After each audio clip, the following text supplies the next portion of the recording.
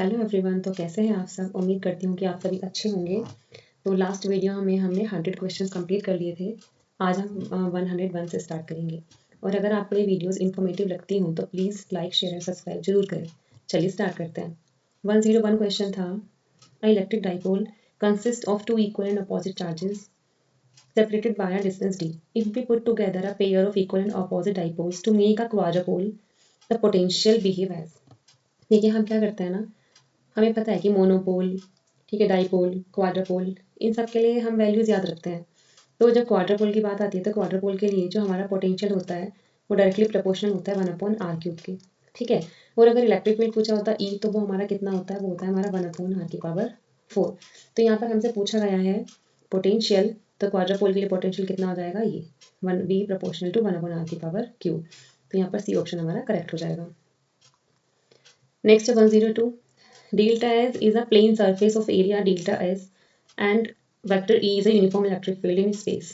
ठीक है, यहाँ पर एक फिगर दे रखी है हमें। Consider the following statement. तो फर्स्ट स्टेटमेंट है the quantity del phi is equal to E dot d s या E d s cos theta है, del s cos theta is called the electric flux through the surface. तो ये तो बिल्कुल सही है हमारा। डेल फाई ये तो हम पढ़ते हैं ई डॉट डी एस या डेल एस लिखा है स्मॉल एरिया के लिए, है ना, डी एस या डी एस कॉस थीटा लिख सकते हैं। तो फर्स्ट ऑप्शन तो हमारा करेक्ट है। सेकेंड पूछा है if electric field is parallel to the plane of surface then del phi is equal to 0। तो अगर क्या होता है हमारे पास, अगर हमें दे रखा होता है नॉर्मल फील्ड, अगर नॉर्मल फील्ड हमारे पास गिवन होता तो वहाँ पर हम थीटा लेते हैं 0 डिग्री, ठीक है। और अगर हमें गिवन हो कि पैरेलल फील्ड तो यहाँ पर हम थीटा लेते हैं कितना, 90 डिग्री, ठीक है। तो यहाँ पर उसने हमसे क्या बोला है कि पैरेलल की बात की गई है, तो पैरेलल के लिए थीटा 90 लेंगे, तो डेल फाई कितना हो जाएगा, ई डी एस कॉस 90। और सबको पता है कोस 90 0 होता है, तो डेल फाई कितना है, 0, यानी कि स्टेटमेंट 2 भी हमारा करेक्ट है। तो यहाँ पर हमारा बी ऑप्शन हो जाएगा, both 1 and 2 statement are correct. Next है a capacitor of capacitance C is charge to a potential V। The flux of electric field through a closed surface and closing the capacitor is. ठीक है, देखो इसमें कैसे करेंगे, हमें बोल रखा है कि जो कैपेसिटर है C और चार्ज हमारे पास पोटेंशियल है V। The flux of the electric field through a closed surface and closing the capacitor. तो जो क्लोज सरफेस होगा एंड क्लोजिंग द कैपेसिटर, वहाँ पर इलेक्ट्रिक फ्लक्स, द फ्लक्स, तो फ्लक्स हमारा कितना होगा, हमें फ्लक्स फाइंड करना है, ठीक है। तो अकॉर्डिंग टू गॉस लॉ पता है हमें फाई इज इक्वल टू कितना होता है, क्यू अपॉन एप्सिलॉन ई, है ना। अब हमें उसने दिया है क्लोज्ड सरफेस। देखो जो क्लोज्ड सरफेस होता है ना, क्लोज्ड सरफेस वो एनक्लोज होता है, एनक्लोज्ड बोथ प्लेट्स। अब वो बोथ प्लेट कौन कौन सी होती है, 1 with plus Q charge and जो अदर प्लेट होती है, and 1 with minus Q charge, ठीक है। सो जो टोटल चार्ज है, टोटल चार्ज कितना हो जाएगा, टोटल चार्ज या फिर कह सकते हैं टोटल एनक्लोज्ड चार्ज, है ना। टोटल एनक्लोज्ड चार्ज हमारा कितना हो जाएगा, क्यू एनक्लोज। अब यहाँ पर हमारे पास दो प्लेट हैं, एक पर प्लस क्यू चार्ज है और एक पर माइनस क्यू चार्ज है। टोटल हम निकालेंगे तो ये जगह प्लस क्यू माइनस क्यू यानी कि 0, ठीक है। तो यानी कि जो हमारा एनक्लोज्ड सरफेस है उसमें जो चार्ज हो गया वो तो 0 हो गया, और अगर चार्ज 0 है तो फाई भी कितना हो जाएगा, 0। यानी कि अगर हमारे पास कोई क्लोज्ड सरफेस है एनक्लोजिंग द कैपेसिटर, तो वो हमारा जो फ्लक्स है वहाँ पर कितना हो जाएगा, 0। नेक्स्ट क्वेश्चन है which additional property the electron must have apart from their mass which responsible for the electric force। इसने पूछा है, एक्चुअली में बताना है हमें कि जो इलेक्ट्रिक फोर्स है ना वो किस पर, which is responsible for the electric force. Electric force के लिए यहाँ पर कौन रिस्पॉन्सिबल है। इलेक्ट्रिक फोर्स कितना होता है, F इक्वल टू कितना होता है, Q1Q2/r², है ना। तो रेडियस तो यहाँ पर है नहीं, तो सिर्फ हमारे पास क्या बचा, चार्ज बचा यहाँ पर हमारे पास, है ना। तो इलेक्ट्रिक फोर्स किस पर डिपेंड करता है, चार्ज पर। नेक्स्ट है which of the statement are correct. No work is done in moving a test charge from one point to another on an equipotential surface.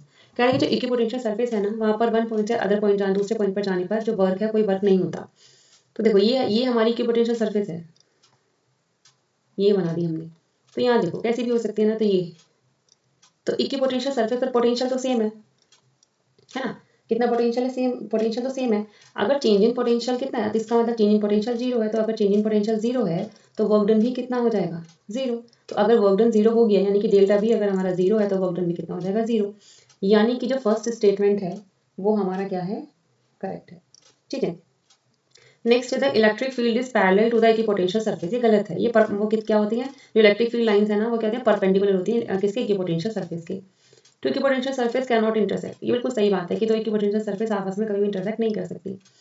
Next है equipotential surface does not tell about the nature of electric field, ये गलत है, ये बताती है nature of electric field. ठीक है, तो हमारे पास दो ऑप्शन करेक्ट हो गए, पहला करेक्ट है और तीसरा करेक्ट है, तो यानी कि ओनली बी स्टेटमेंट हमारा यहाँ पर करेक्ट हो गया, ओनली 1 and 3।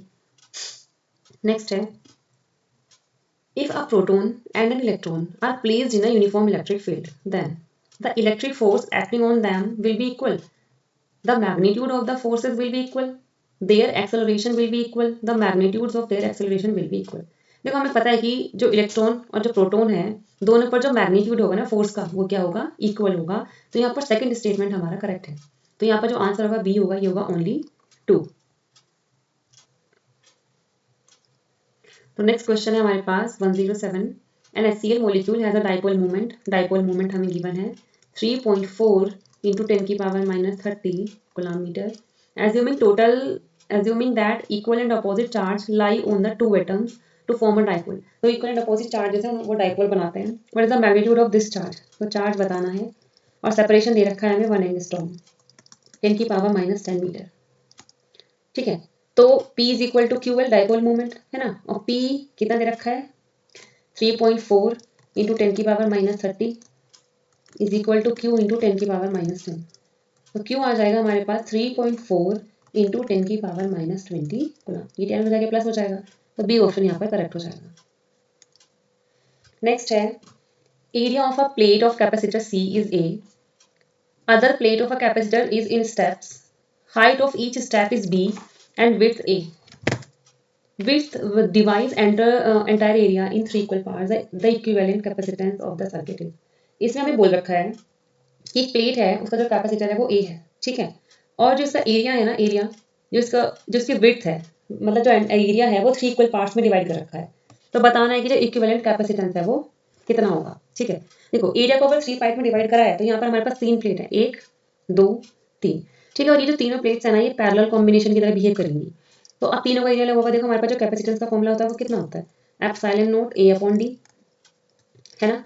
तो अब जो एरिया होगा ना उसने बोला कि जो एरिया है वो 3 इक्वल पार्ट्स में डिवाइड हो रखा है, तो यानी कि जो A1 है वो भी कितना हो जाएगा A/3, A2 भी कितना हो जाएगा A/3, और जो थर्ड वाला एरिया है वो भी कितना हो जाएगा A/3, क्योंकि उसने क्या बोला कि 3 इक्वल पार्ट्स में डिवाइड कर रखा है।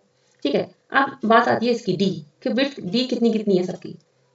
तो देखो अगर मैं C1 की बात करूं तो ये आ जाएगा हमारे पास एप्सिलॉन नॉट, ठीक है, ए की जगह पे रखेंगे A/3 तो A3/D, ये तो आ गया हमारा C1।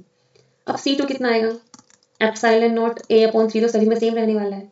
अब D देखो D कितना होगा, अब ध्यान से देखो D, यहाँ ये वाली प्लेट देख रहे हैं हम, तो इसकी विड्थ कितनी है, ये कितनी है D+B, तो यहाँ कितना आ जाएगा D+B। अब C3 के लिए देखेंगे एप्सिलॉन नॉट A/3, अब ये पूरी विड्थ कितनी है, देखो कितनी है ये B+B+D यानी कि D+2B, D+2B। ठीक है, अब ये जो कॉम्बिनेशन है किसकी तरह बिहेव करेंगे, प्लेट ये बिहेव करेंगे पैरेलल कॉम्बिनेशन की तरह। तो क्या बन जाएगा हमारे पास C is equal to C1 + C2 + C3।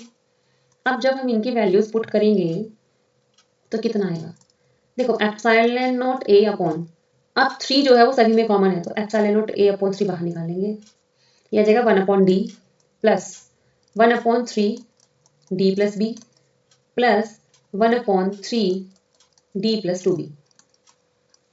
अब यहाँ पर एप्सिलॉन नॉट A/3 बाहर रहेगा। अब यहाँ देखो एलसीएम कितना आ जाएगा, थ्री तो हमने बाहर निकाल लिया ना, D+B और D+2B, ये आ गया हमारा एलसीएम।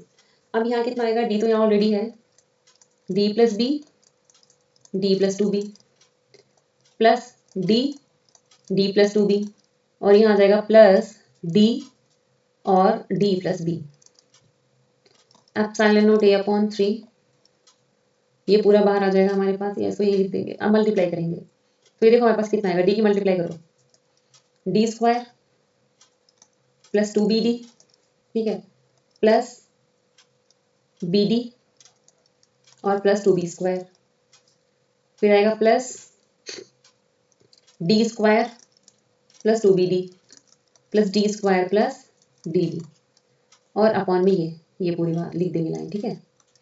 तो यहाँ पर एप्सिलॉन नॉट A/3 ब्रैकेट में पूरा एलसीएम यहाँ आ जाएगा, और ये कितना बचेगा देखो, D square D square D square, तो अंदर कितना बचा 3D स्क्वायर प्लस 2 3 4 5 और 6 BD प्लस कितना आ जाएगा 2B स्क्वायर। अब देखते हैं कौन सा ऑप्शन मैच हो रहा है हमारे पास, ठीक है। A epsilon not 3D square plus 6BD plus 2B square upon 3D B plus D 2B plus D, ठीक है। तो यहाँ पर हमारा जो मैच हो रहा है वो डी ऑप्शन हमारा यहाँ पर करेक्ट हो जाएगा। नेक्स्ट क्वेश्चन है हमारा, 2 charges plus 10 microcoulomb and plus 20 microcoulomb are placed at a distance 2 centimeter from each other. The electric potential at a point in the middle of 2 charges will be, ठीक है। यानी कि ये 10 microcoulomb और ये plus का 20 माइक्रोकुलम, इनके बीच की डिस्टेंस कितनी है 2 सेंटीमीटर। अब उसने बोला मिडल में है ना, तो ये डिस्टेंस भी 1 सेंटीमीटर और ये डिस्टेंस भी 1 सेंटीमीटर, यानी कि डिस्टेंस हमारे पास कितनी हो जाएगी 1 सेंटीमीटर। तो बी कितना होता है हमारे पास K Q/R, तो K/R Q1 प्लस Q2, ठीक है। तो K की वैल्यू रखेंगे 9 × 10 की पावर 9 अपॉन R कितना है, R है 1 × 10 की पावर -2, क्योंकि सेंटीमीटर में है। और Q1 और Q2 मिलकर कितना बना देंगे, ये बना देंगे, यानी कि 10 + 20 माइक्रोकुलम है ना, × 10 की पावर -6, सॉरी। तो ये हमारे पास आ जाएगा, 9, तो ये हमारे पास आ जाएगा 9 × 10 की पावर 9 और × 30 × 10 की पावर -6, 10 की पावर -2, तो 9 3 जा 27 इंटू 9 में से 6 गया 3 और 1 हमारे पास हो जाएगा 4 और 2 कितना हो जाएगा 6 वोल्ट, ठीक है। तो यहाँ पर सी ऑप्शन करेक्ट हो जाएगा हमारा। नेक्स्ट है हमारे पास गॉस लॉ इन डाइलेक्ट्रिक, इस symbols have their usual meaning, मतलब गॉस लॉ बताना डाइलेक्ट्रिक्स में कौन कौन सा होगा, ठीक है। तो हमारे पास जिसका आंसर होगा 110 का, इसमें हमारे पास एक तो सेकंड करेक्ट होगा, del dot D is equal to rho, dielectric के लिए पूछा है उसने, और वैसे तो ये भी हमारा ठीक है कि डाइलेक्ट्रिक के लिए पूछा है तो del dot D is equal to rho, और 4 हमारे पास हो जाएगा del dot D is equal to Q, यानी कि सेकंड और फोर्थ हमारे पास क्या हो जाएंगे, करेक्ट हो जाएंगे, क्योंकि उसने डाइलेक्ट्रिक्स के लिए पूछा है। नेक्स्ट है how much positive charge is there in a cup of water having a mass of 250 grams. अब उसने पूछा है कि कितना पॉजिटिव चार्ज होगा किसी कप ऑफ वाटर में, उसका मास कितना है, उसका मास दे रखा है हमारे पास 250 ग्राम्स, ठीक है। तो इसको सॉल्व करेंगे हम 111 को, यहाँ पर हमें दे रखा है मास ऑफ वाटर कितना गिवन है हमारे पास 250 ग्राम। अब हमारे पास जो मोल्स का फॉर्मूला होता है, नंबर ऑफ मोल्स हम कैसे निकालते हैं, नंबर ऑफ मोल्स निकालते हैं गिवन मास अपन में मोलार मास है ना, तो गिवन मास है 250, H2O का मोलार मास कितना होता है H2O का 2 + 16 है ना, तो कितना हो जाता है 18, तो 250 अपॉन कितना हो जाएगा 18, और इसकी कैलकुलेशन करेंगे तो आएगा 13.89, ठीक है। अब नंबर ऑफ मॉलिक्यूल्स कैसे निकालते हैं, अभी हमने केमिस्ट्री में भी पढ़ा, मॉलिक्यूल्स कैसे निकालते हैं, हम निकालते हैं कि भाई एक मॉलिक्यूल्स इज इक्वल टू कितना एवोगैड्रो नंबर है ना, तो अब हमारे पास कितने मोल्स हैं 13.89, ठीक है। तो क्या लिखेंगे 13.89 की मल्टीप्लाई किससे कर देंगे एवोगैड्रो नंबर से, 6.02 × 10 की पावर 23, तो ये मल्टीप्लाई करके हमारा आएगा 83.6 × 10 की पावर 23, या लिख सकते हैं 8.36 × 10 की पावर 24, ठीक है ना। अब हमारे पास जो H2O है, H2O इसमें कितने इलेक्ट्रॉन्स होते हैं टोटल, देखो H2O में 2 इलेक्ट्रॉन्स हो जाएंगे, ऑक्सीजन का कितना होता है एटॉमिक नंबर 6, ठीक है, तो 6 इलेक्ट्रॉन इसमें हो जाएंगे, तो हमारे पास सॉरी 8 और 16 ही होता है ना हमारे पास, तो 8 इलेक्ट्रॉन्स ये हो गए और 2 ये 10 इलेक्ट्रॉन्स हो गए, तो टोटल 10 इलेक्ट्रॉन्स हो गए, 10 इलेक्ट्रॉन्स इन H2O, ठीक है। तो क्या करेंगे, अगर 10 इलेक्ट्रॉन्स इसके अंदर हैं तो टोटल इलेक्ट्रॉन्स हमारे पास कितने आ जाएंगे, टोटल इलेक्ट्रॉन्स, तो हमारे पास हो जाएगा यहाँ पे 10 इंटू 8.36 इंटू 10 की पावर 24, ठीक है। भाई एक में हमारे पास टोटल नंबर ऑफ मॉलिक्यूल्स इतने थे, तो मल्टीप्लाई कर देंगे तो ये आ जाएगा हमारे पास 8.36 इंटू 10 की पावर 25। अब हमारे पास फॉर्मूला है, we know that Q is equal to N into E, तो Q कितना हो जाएगा, नंबर ऑफ इलेक्ट्रॉन्स कितने हो गए हमारे पास टोटल टोटल कितनी वैल्यू हो गई हमारे पास 8 पॉइंट, देखो इसने हमें क्या बोल रखा था ना 250 ग्राम मास दे रखा था हमें इसने, तो ये कितना आ जाएगा हमारे पास 8.36 इंटू 10⁻25। ई की वैल्यू कितनी होती है 1.6 इंटू 10⁻−19। ठीक है, जब हम मल्टीप्लाई करेंगे तो कितना हो जाएगा, ये हमारे पास लगभग आ जाएगा नियरली इक्वल आएगा 1.34 इंटू 10⁻7 कूलम, यानी कि ए ऑप्शन हमारा इसमें करेक्ट होगा। When day graph generator can produce, देखो जो वेन डे ग्राफ जनरेटर होता है ना वो high voltage of the order of 20 mega volt ये जनरेट करता है, वो 20 मेगा वोल्ट की हाई वोल्टेज, तो ए ऑप्शन करेक्ट है। The relation between thermal conductivity and electrical conductivity of a metal is given by, ठीक है, तो वही हमारे पास हो जाएगा वाइटमैन फ्रेंच, तो ये सी ऑप्शन करेक्ट हो जाएगा।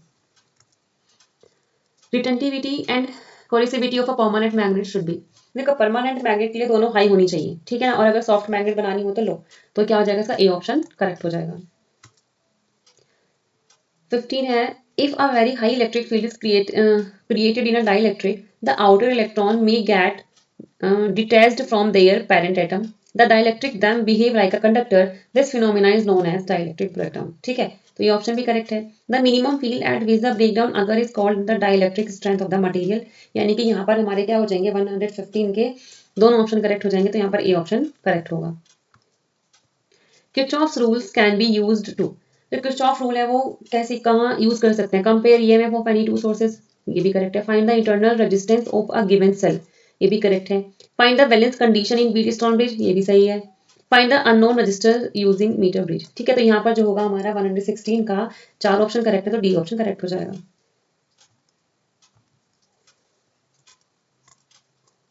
नेक्स्ट है if the presence of an external electric field E, the drift velocity Vd through the conductor is proportional to, देखो we know that जो Vd का फॉर्मूला होता है वो होता है न्यू ई, ठीक है, जो Vd है वो डायरेक्टली प्रोपोर्शनल किसके होता है ई के, यानी कि यहाँ पर हमारा सी ऑप्शन करेक्ट है।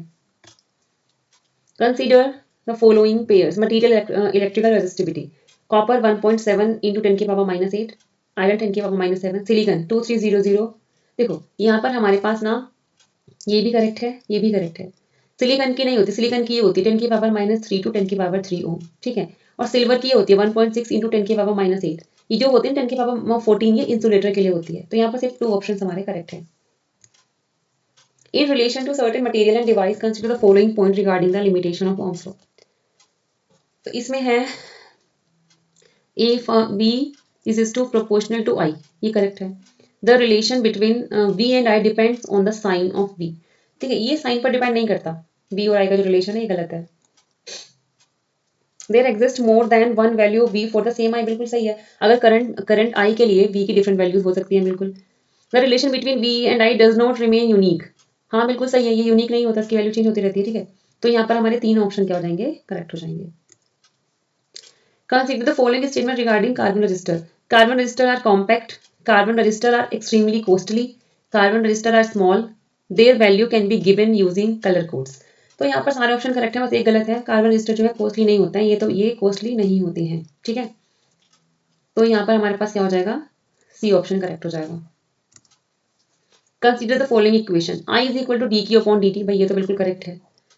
अब हमारे पास जो करंट होती है ना ये आई ड्रिफ्ट करंट, ये होती है NEAVD, ये होती है, ठीक है, तो यहाँ पर ये भी नहीं होगा, ये भी नहीं होगा, ये बिल्कुल करेक्ट होगा, तो 2 ऑप्शन हमारे करेक्ट होंगे, तो ओनली 2 हो जाएगा।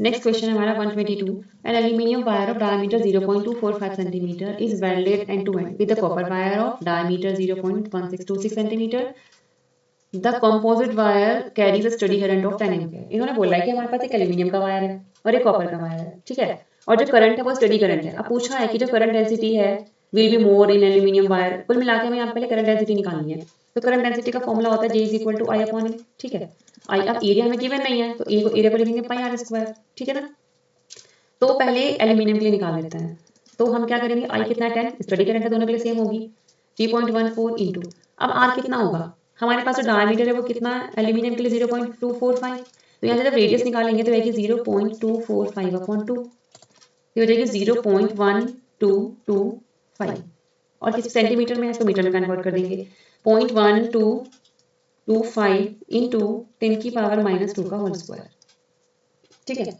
जब हम इसको क्या करेंगे सॉल्व करेंगे तो हमारे पास जो आंसर आएगा ना वो आएगा 2.1 इंटू 10⁶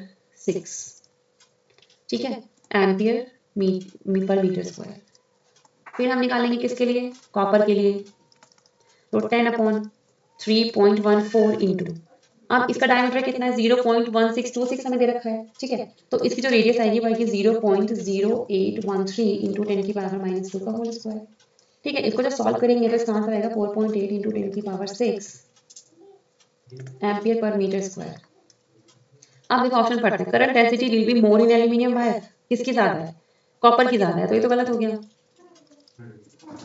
फिर उसने हमसे पूछा current density will be more in copper wire, बिल्कुल सही है। करंट डेंसिटी एल्यूमिनियम की कितनी है, ये हमारे पास भी करेक्ट है और ये भी करेक्ट है ना, तो हमारे पास सेकंड थर्ड फोर्थ सही है और सिर्फ फर्स्ट ऑप्शन हमारा यहाँ पर इनकरेक्ट था। नेक्स्ट है हमारा 123 question, the value of loop current I1 I2 and voltage drop across 3 ohm resistor in the following. ठीक है, हमें पता है कि जब भी इस तरह के क्वेश्चन आते हैं तो हम यहाँ पर KVL अप्लाई करते हैं, ठीक है ना, तो पहले हम फर्स्ट लूप में करेंगे, इन फर्स्ट लूप क्या अप्लाई करेंगे, फर्स्ट लूप में अप्लाई करेंगे हम अप्लाई KVL, ठीक है। अब देखो यहाँ पर हमारे पास करंट है, यहाँ पे इसमें पॉजिटिव से जा रही है तो I1 करंट जा रही है, इसमें हम लेट कर लेंगे I2 करंट, ठीक है ना। तो अब इसको सॉल्व करने का तरीका कैसा है, दो अलग अलग तरीके से सब करते होंगे, ठीक है। तो हम जो इसमें मेथड यूज करेंगे वो ये वाला करेंगे कि अगर हम करंट की डायरेक्शन में जा रहे हैं तो हम साइन पॉजिटिव लेंगे, तो जब हमारा ये इस तरह से लूप बना हुआ है, ये लूप बना हुआ है, तो हम इस डायरेक्शन में चल रहे हैं, है ना, तो करंट भी कितनी है, देखो 6 हमारा रजिस्टर है, तो 6 इंटू I, ये क्या हो जाएगा हमारा I1। फिर जब हम यहाँ जाएंगे तो देखो यहाँ से करंट कितनी आ रही है, पॉजिटिव है, यहाँ से करंट I2 ऊपर जा रही है, तो हम इसके लिए करंट कितनी लेंगे, इसके लिए लेंगे I1 minus I2, same direction है, प्लस 3 I1 माइनस I2। फिर हम क्या करते हैं, अब हम यहाँ गए तो जो अगर माइनस पहले पड़ेगा तो माइनस के वोल्टेज लेंगे, प्लस पहले पड़ेगा तो प्लस का वोल्टेज लेंगे, तो हमारे डायरेक्शन में माइनस पड़ रहा है, माइनस पहले आया तो हम लेंगे माइनस का 42 इज इक्वल टू 0, तो ये हमारा बन जाएगा 6I1, यहीं पे कर लेंगे डायरेक्ट, कितना हो जाएगा हमारे पास 6 प्लस 3, तो ये बन जाएगा 9I1 minus 3I2 is equal to 14, 3 common ले लेंगे, 3 3 9, 3I1 माइनस I2, 3 1 3, 3 4 12, ये बन गई इक्वेशन नंबर 1, ठीक है। अब सेकंड वाले लूप में KVL अप्लाई करेंगे, तो सेकंड लूप ये वाला हमारा है ना, तो यहाँ से स्टार्ट करते हैं, चलो, तो ये हो जाएगा हमारा 4 है ना, 4I2। अब यहाँ ध्यान से देखो, यहाँ भी हम माइनस पहले पड़ा तो माइनस का 10, फिर हम आगे गए तो यहाँ पर हमारा कितना आएगा, यहाँ पर हमारा आ जाएगा सेकंड इक्वेशन के लिए प्लस का 3। अब यहाँ पर क्या लेंगे, हम सेकंड लूप के लिए ले रहे हैं, तो यहाँ करंट कितनी लेंगे, I2 minus I1 is equal to 0, तो ये बनेगा हमारे पास 4I2 या 4 कितना बन जाएगा, 4 प्लस 3 7I2, ठीक है, माइनस 3I1 और is equal to 10, equation number 2। देखो ये भी 3 और ये भी 3, दोनों को प्लस कर देते हैं, जब हम 1 प्लस 2 करेंगे तो ये हमारे पास आएगा, देखो 3I1 से 3I1 कट जाएगा, है ना, 7I2 minus 3I1 is equal to 10, और नीचे हमारा ये यहाँ से लिख देते हैं माइनस I2 प्लस 3I1 और इज इक्वल टू 14, तो कितना आ जाएगा यहाँ से, ये कैंसिल हो गए, तो 6I2 इज इक्वल टू 24, तो 6 4 जा 24, तो I2 आ गया 4, I2 तो हमारे पास कितना आ गया, 4 एम्पियर आ गया, ठीक है। अब देखो यहाँ पर बी ऑप्शन नहीं हो सकता, सी ऑप्शन नहीं हो सकता, ए और डी में से एक ऑप्शन होगा, क्योंकि हमने अभी I2 निकाला है, ठीक है। किसी भी एक इक्वेशन से I1 निकाल लेते हैं, तब I1 कितना आएगा, किसे निकाल लेते हैं, फर्स्ट से निकाल लो, I2 मिल गया 3I1 इज इक्वल टू 14, है ना, अब ये जो माइनस हो जाएगा प्लस हो जाएगा, प्लस का 4, ठीक है, 3I1 is equal to I2 हमारे पास 4 आ गया, तो ये हमारे पास 4 है, तो 4 उधर जाएगा हमारे पास, तो ये हमारे पास आएगा 18, तो I1 कितना आ जाएगा हमारे पास 6 एम्पियर, तो I1 आ गया हमारे पास 6 एम्पियर, I1 हो गया 6 एम्पियर, I2 हो गया 4 एम्पियर, तो हम यहाँ से भी देख सकते हैं कि जो हमारा ऑप्शन है वो ए करेक्ट होगा, है ना, क्योंकि I1 यहाँ पर 8 दे रखा है। लेकिन फिर भी उसने हमसे एक और चीज पूछी थी, वोल्टेज ड्रॉप, तो V is equal to IR होता है ना, तो V इज इक्वल टू, अब I हमारे पास 2 आ गई है ना, तो हम लिखेंगे 6 माइनस 4, तो 2 एम्पियर इंटू हमें R दे रखा है 3, तो ये भी 6 वोल्ट आ जाएगा, तो 6 वोल्ट यानी कि ए ऑप्शन हमारा करेक्ट हो जाएगा, ठीक है। 124 दे रखा है, if 10 millivolt and 0.0 0.01 volt potential are applied to the end of the wire resistor 5 ohm, the amount of electric current. तो हमारे पास जो फॉर्मूला होता है करंट का वो होता है V अपॉन R, है ना।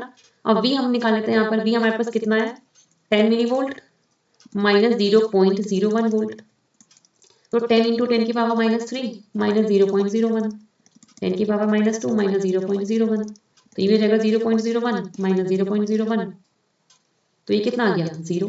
तो अगर हमारे पास पोटेंशियल 0 आ जाएगा तो करंट भी हमारे पास क्या हो जाएगी 0, यानी कि डी ऑप्शन करेक्ट हो जाएगा।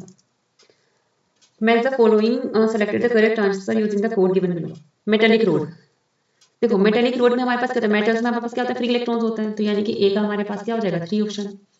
इलेक्ट्रोलाइटिक सेल में क्या होता है हमारे पास पॉजिटिव और नेगेटिव आयन होते हैं, इसका फिफ्थ हो जाएगा।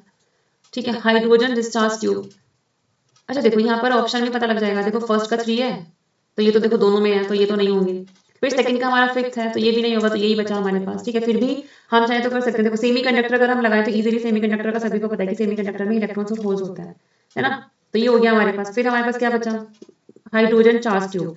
हाइड्रोजन चार्ज ट्यूब में क्या होते हैं हमारे पास इलेक्ट्रॉन एंड प्रोटॉन, और सुपर कंडक्टर्स में क्या होता है हमारे पास इलेक्ट्रॉन पेयर्स।